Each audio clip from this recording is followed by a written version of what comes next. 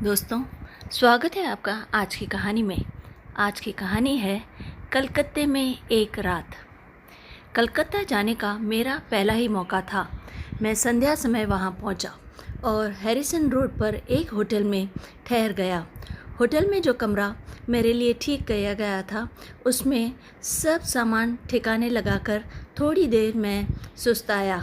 मैंने सोचा थोड़ा सुस्ता लूँ, फिर कुछ करता हूँ। फिर स्नान कर चाय पी, कपड़े बदल एक नज़र शहर को देखने बाहर निकला। बरसात के दिन थे। अभी कुछ देर पहले पानी पड़ चुका था। ठंडी हवा के झोंके मन को हरा कर रहे थे। चलने को तैयार होकर मैं कुछ क्षण तक होटल के बरामदे में खड़ा होकर बाजार की भीड़ भाड़, चहल पहल देखने लगा। गगनचुंबी अट्टालिकाएं, प्रशस्त सड़कें, उन पर पागल की भांति धुन बांध कर आते जाते मनुष्यों की भीड़, मोटर, ट्रैम गाड़ी, यह सब देखकर मेरा दिल घबराने लगा। मैं खड़ा होकर सोचने लगा, आखिर यहाँ मन में कैसे शांति उत्पन्न हो सकती है। अंधेरा हो गया था, परंतु बाजार बिजली से जगमगा रहा था। कहना चाहिए, बाजार की शोभा दिन की अपेक्षा रात ही को अधिक प्रतीत होती है। जो दुकानें अभी दिन के प्रकाश में सुस्त और अंधकारपूर्ण थी, इस समय वे पूरी तरह जगमगा रही थी।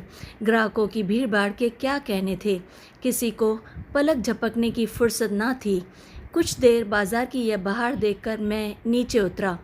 होटल के नीचे ही एक पान वाले की बड़ी ही शानदार दुकान थी। दुकान छोटी थी, पर बिजली के 3 प्रकार से जगमगा रही थी। सोडे की बोतलें, सिगरेट, पान सजे धजे थे। सोने के वर्क लगी गिलौरियाँ चांदी की तश्तरी में रखी हुई थी। मैं दुकान पर जा खड़ा हुआ। एक चवन्नी थाल में फेंक कर 2 पीड़ा बांध लगाने को कहा। दुकानदार पान बनाने लगा और मैं सामने लगे कदे आदम आईने में अपनी धज देखने लगा। पान और रेज़गारी उसने मेरे हाथ में दिए। मैंने पान खाए और एक दृष्टि हथेली पर धरे हुए पैसों पर डालकर उन्हें जेब में डालने का उपक्रम करता हुआ ज्यों ही दुकान से घूमा कि एक गौर वर्ण सुंदर कोमल हाथ मेरे आगे बढ़कर फैल गया। मैं चलते चलते ठिठक कर ठहर गया।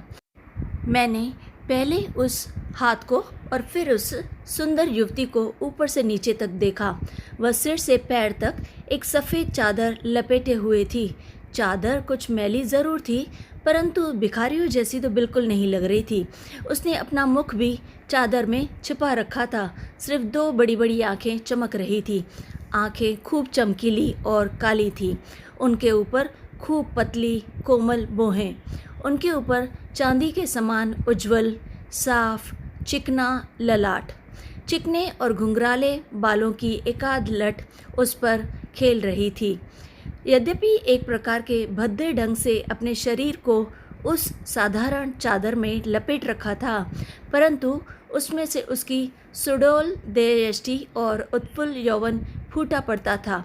उसके मुख के शेष भाग को देखने का उपाय ना था, परंतु उस पर दृष्टि डालते ही उसे देखने की प्यास आँखों में पैदा हो जाती थी। मैंने क्षण भर में ही उसे देख लिया। उसने मुझसे कुछ नहीं कहा। वह एक हाथ से अपनी चादर को शरीर से ठीक ठाक लपेटे, दूसरा हाथ मेरे आगे पसार कर खड़ी रही। उसकी दृष्टि में भीख की याचना थी और एक गहरी करुणा भी। वह मानो कोई भेद छिपाए फिर रही थी।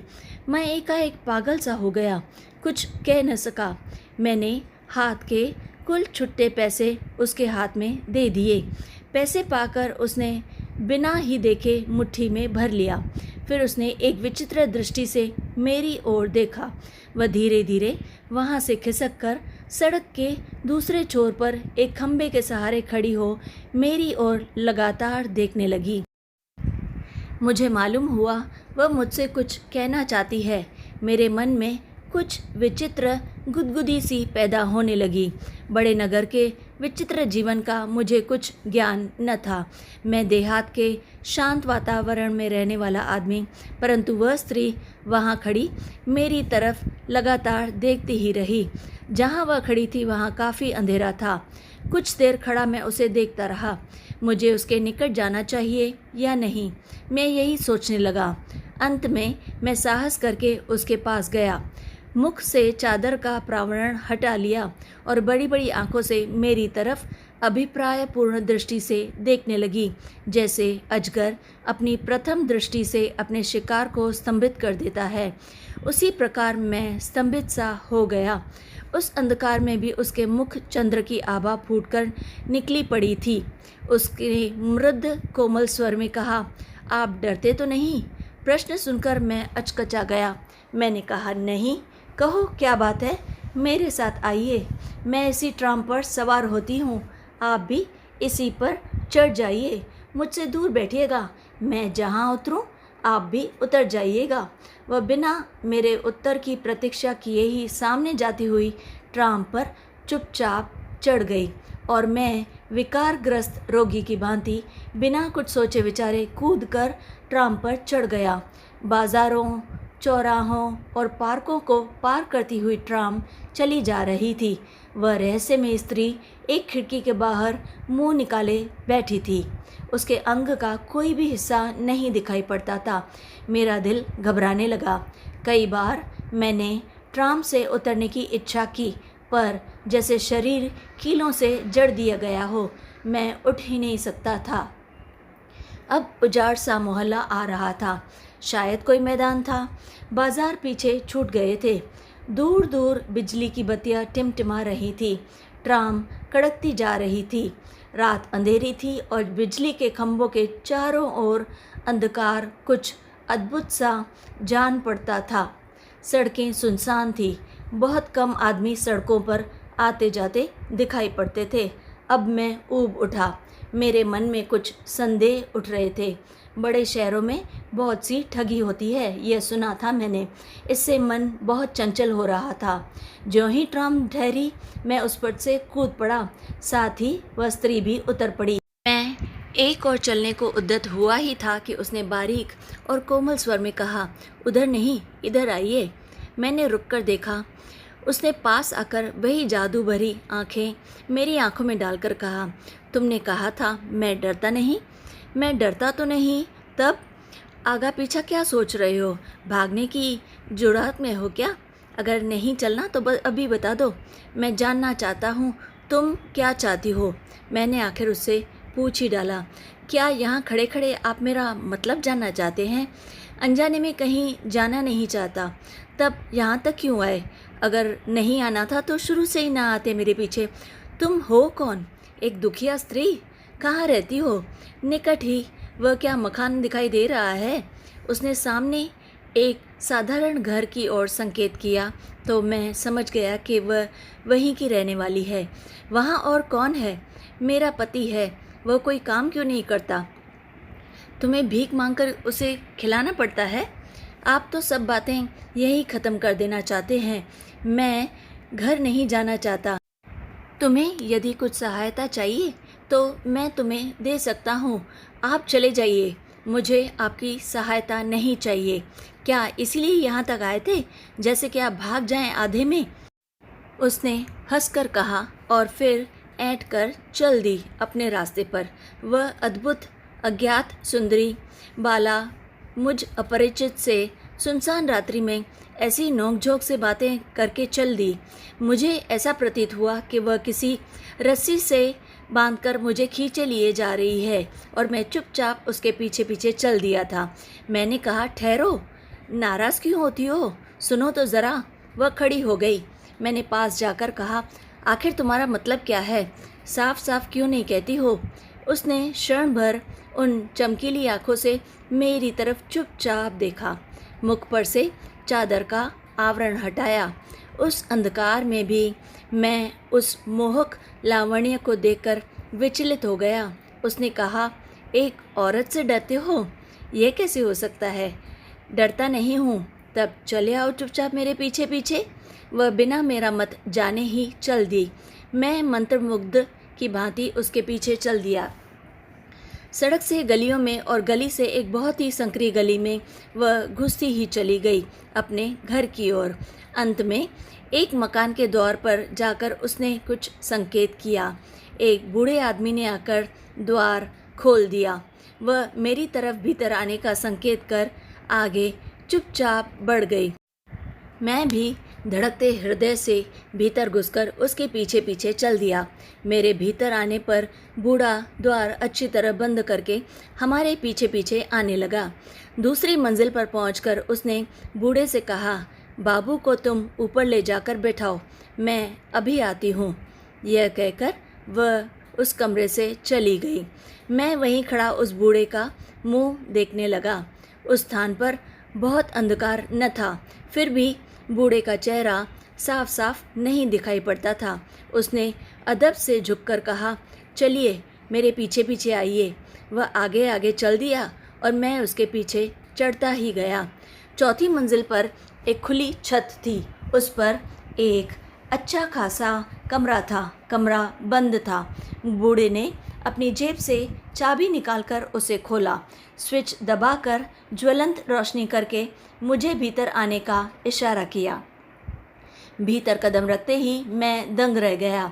वह कमरा ऐसे अमीरी ठाठ से सजा हुआ था कि क्या कहूँ। दीवारों पर खूब बढ़िया तस्वीरें लगी थी। एक और पीतल के काम का कीमती छप्पर खट पड़ा था।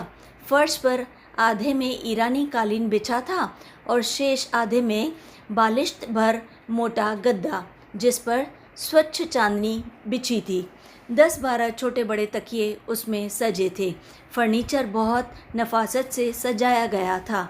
कई वाद्य यंत्र और ग्रामोफोन कैबिनेट भी वहाँ रखे थे और यह सब कुछ देखकर मेरी आंखें चौंधिया गई। एक भिक्षुक स्त्री का यह ठाठ, उसका मुझे फंसा कर लाने में क्या अभिप्राय हो सकता है। वह भिक्षुकी तो है नहीं, निस्संदेह कोई मायाविनी है। उसके सौंदर्य को तो मैं प्रथम ही भांप चुका हूँ। अब उसके धन वैभव का भी यह रंग ढंग दिखाई पड़ रहा है। मैं महामूर्ख की भांति हक्का बक्का होकर कमरे की प्रत्येक चीज़ को देख रहा था।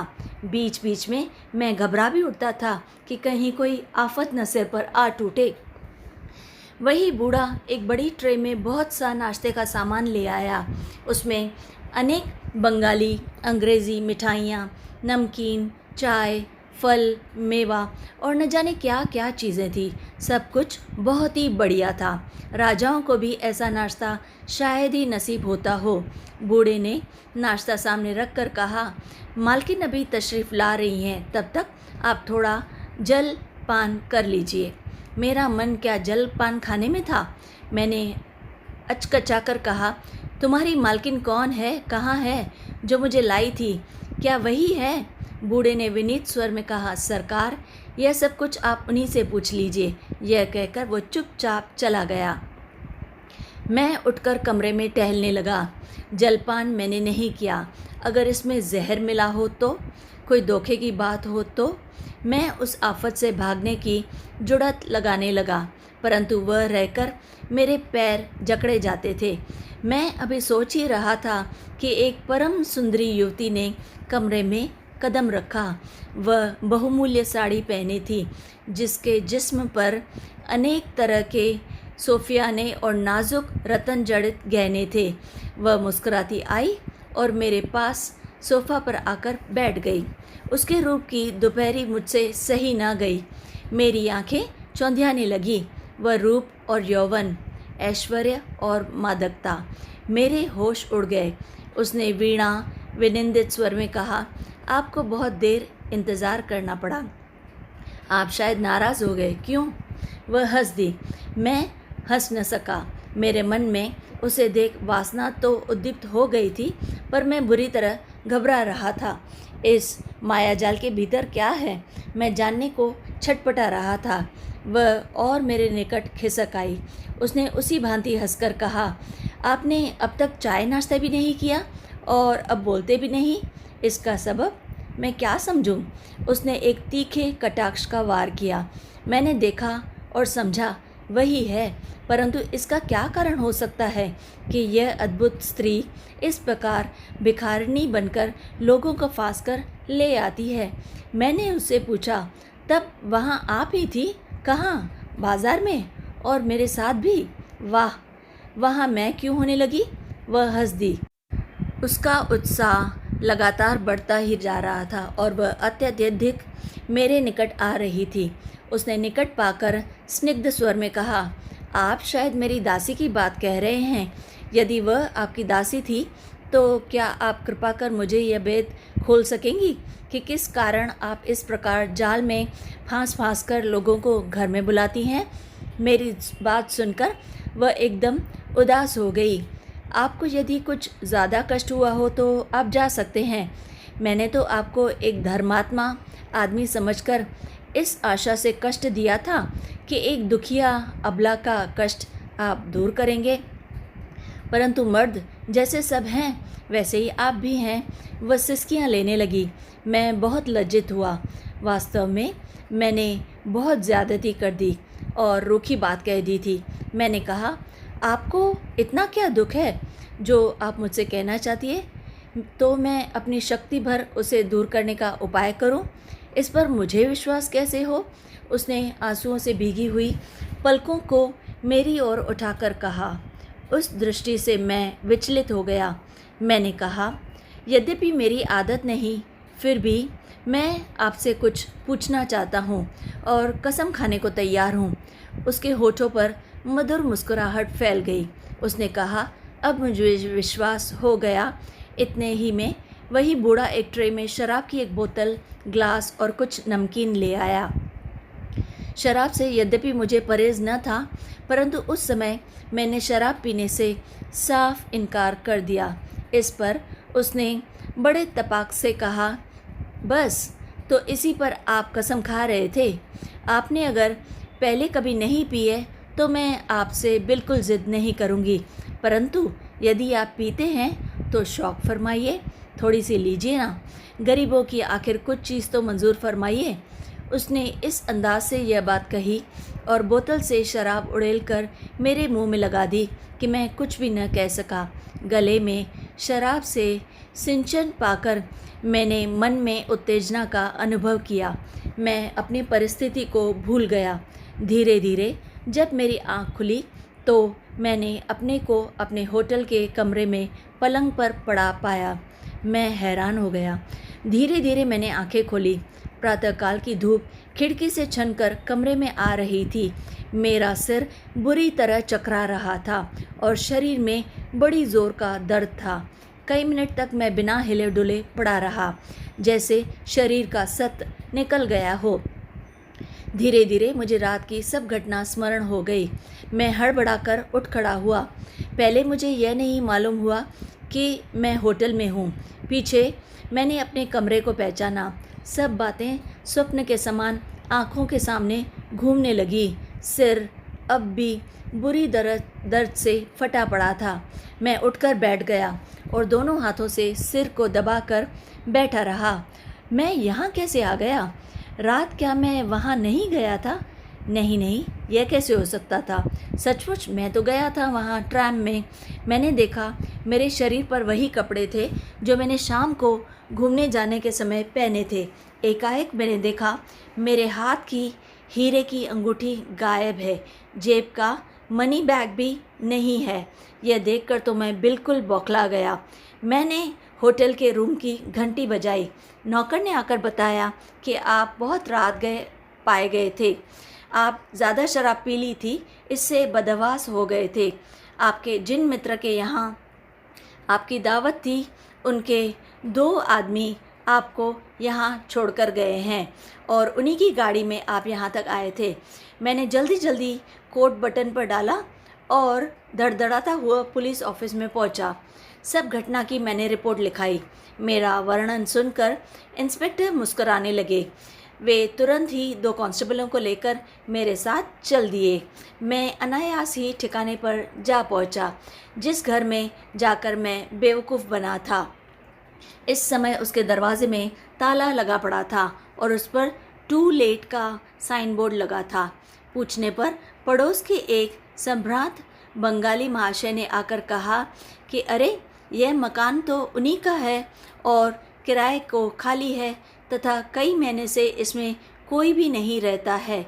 जब मैंने उनसे रात की घटना का जिक्र किया तो वो एकदम चुप हो गए और हंसने लगे उन्होंने कहा, बाबू का दिमाग फिर गया है, आप किसी दूसरे मकान में आए होंगे। वे हाथ का नारियल पीते हुए भीतर चले गए। हम लोग कोई सुराग न पाकर चुपचाप वापस चले आए। लगभग 2,500 के नोट और जवाहरात के अलावा मेरे बहुत कीमती कागजात भी गायब हो गए थे। वे सब उसी दिन मुझे अदालत में पेश करने थे। उसी काम से मैं कलकत्ता आया था। मुझे कोर्ट में यह देखकर आश्चर्य हुआ कि उनमें से कुछ ज़रूरी कागजात प्रतिपक्षी वकील की फ़ाइल में हैं, यानी कि अरे वे यहाँ कैसे हो गए, और उनमें मेरे विरुद्ध सबूत जुटाया जा रहा है। कहना न होगा, वह 40,000 का मुकदमा मैं उन कागज़ों को गंवाकर उसी तारीख को हार बैठा था। मुकदमा हार कर मैंने उसी दिन कलकत्ता को त्यागा। घर आकर बहुत कोशिश की उस भेद को खोलने की कि आखिर मेरे साथ हुआ क्या, पर कुछ भी पता चल नहीं सका। इस प्रकार कलकत्ते की वह रात मेरे जीवन में एक काल रात बन गई। तो दोस्तों, कैसी लगी आपको ये कहानी? अगर अच्छी लगे तो लाइक और शेयर ज़रूर कीजिए और चैनल को याद से सब्सक्राइब भी कीजिए। तो फिर लाइक, शेयर एंड सब्सक्राइब।